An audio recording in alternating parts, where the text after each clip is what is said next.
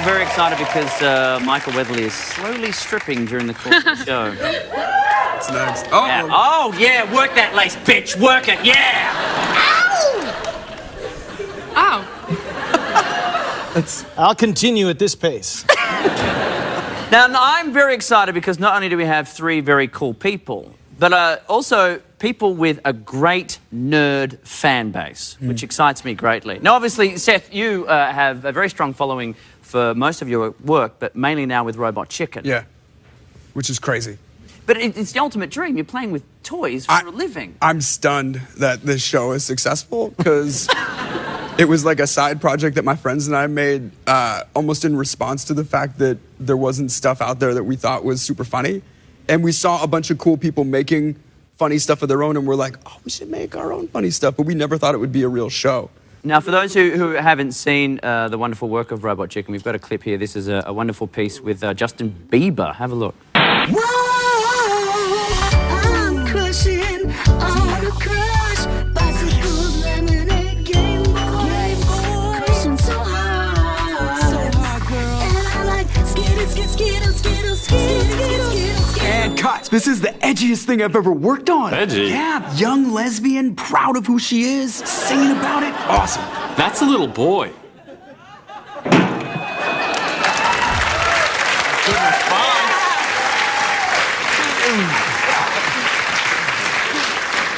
Sorry, Justin.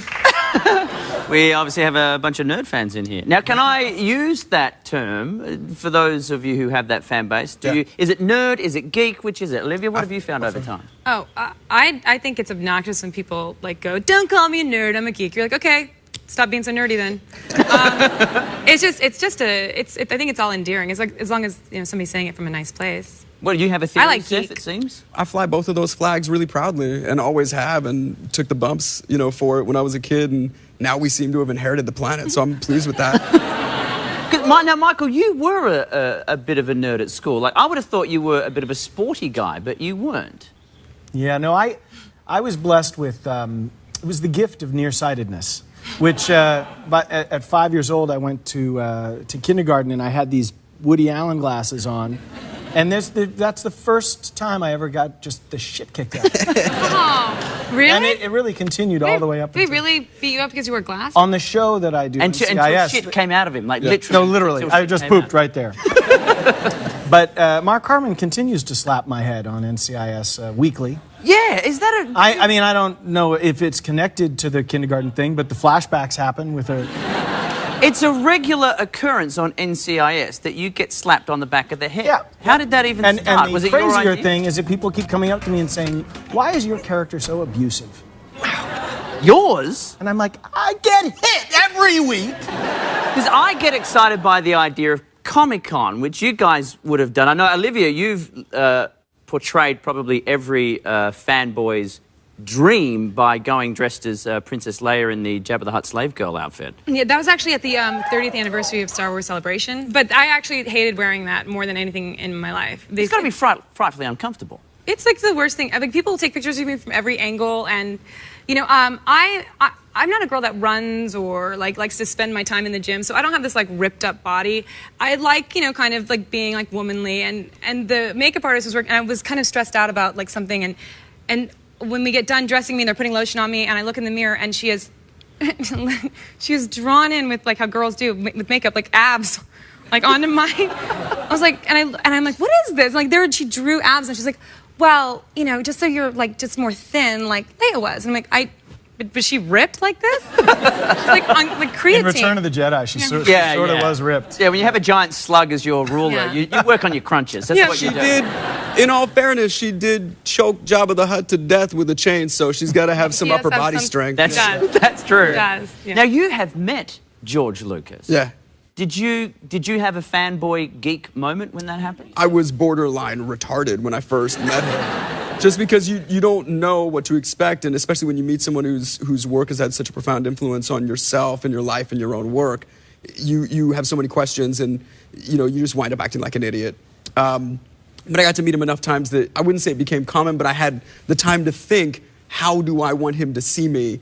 And do I want him to see me like an idiot, or do I want to learn all the awesome stuff that he has to tell me? And so I tried a different approach, and tried to be a little bit cooler and engage him on a more personal level, and he responded to that. Have you guys had a moment where you've kind of met someone of that status and had your little fanboy or girl moment? I met Oprah once, and everyone. Shut the front door. I know. Because I actually don't get like crazed when I meet people, but like because they exist, and Oprah's the messiah. She's Oprah. Oh so it was the best. I was at this restaurant out here in LA, and I went into the restroom, and I was washing my hands, and there's this really big, beautiful window out there, and I'm washing my hands, and for whatever reason, I kind of decide to turn when I hear the stall open up, and out comes Oprah from the stall. And if you've ever seen Oprah in real life, she walks like this. Sorry if I can. She walks out, and she in the bathroom, she's like this. And then she says hi to people like this. Hi. Hey. Hi. Hey. And so she's these tiny little footsteps, and she just says hello to everyone because she's Oprah. She's like, you want me to say hi. And so she's walking out of the bathroom, and I'm like, oh my God, it's Oprah. Like, I don't know what to say. So she looks up into the window, and she says, oh, it's a full moon. And I go, oh, it's my chance to talk to Oprah. She's talking to me. So I go, oh, man, that's funny because, actually a lot of my friends are breaking up right now. Maybe it's because it's a full moon. And she said, oh, no, it's not a full moon. Your friends are just breaking up. She's so wise. Wow. That's what I think is really cool about, when you get to a certain level where you start to mix in that kind of realm, you get to meet those type of people. I've always been insanely jealous of the fact that you've been on Raw, on WWE's Raw. One of the honestly greatest nights of my life, man. I know. Yeah. I have the distinction of being the first celebrity guest host of WWE's Monday Night Raw. I know. Yeah. Well, can't you call can we not get you on there? Yeah, I reckon we totally can do that. You should. I think we can. Right, Seth? I would right, bet you could pull it Seth? off. Yes, absolutely, Rove. Yes, I will make a call right now. Ah. Hello, Vince. Yes, have you heard of Rove LA? Good, he'll be there on Monday. Woo! In your face! That's really cool. Now, you've been offered to do cool stuff, but you don't want to do it. Like you. What? Well, you've been offered to. I heard there's the jet fighters offered you. The plane. Blue Angels. Yeah. But they're like the precision. They're the precision jet flying. They do the flyovers of the football games. Yeah, 1,200 miles an hour. Yeah. So we're out. We're shooting at an Air Force base, or Navy base, but I don't know. It's a base. It's 9 years of the military investigation, and I'm still like the Army guys with the So it's lunch, and we've got an hour. And these very official-looking people come over to me with things on their jackets, and they say, Michael, we've got the Blue Angels here, and they're ready to take you up. And the first guy I'm taking seriously, but then I can see two guys back. There's a little smirk, little tiny smirk, and I'm thinking, they want me to vomit all over that aircraft. They don't want me to, look how pretty LA is from this altitude. No, they're just going to take me straight up, and then we're going to do a little, she's breaking up, I can't control it. And Take the wheel. And they film you. They film you while you're in the. Yeah, and I know why they're doing it, because they want me to vomit. In Riverside, I think it's Riverside or Fullerton, you can take World War II fighter planes up in the sky. And so when I was on Attack of the Show, my co-host Kevin and I, we went and we can dogfight each other. Get out. I know, and I'm not. I have to stay here because we have more show. But we get up into the plane and we have to dogfight. And I'm next to this guy who is like this, Nazi. He's like, flies a plane! Flies up! Because they have controls and I have controls, and he's sitting like this.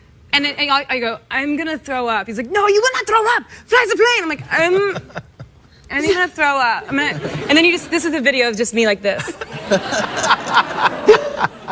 There is a great YouTube clip of this poor girl who's in a plane and she throws up into the airsick bag. Oh. But then they do a loop-de-loop. Oh, no.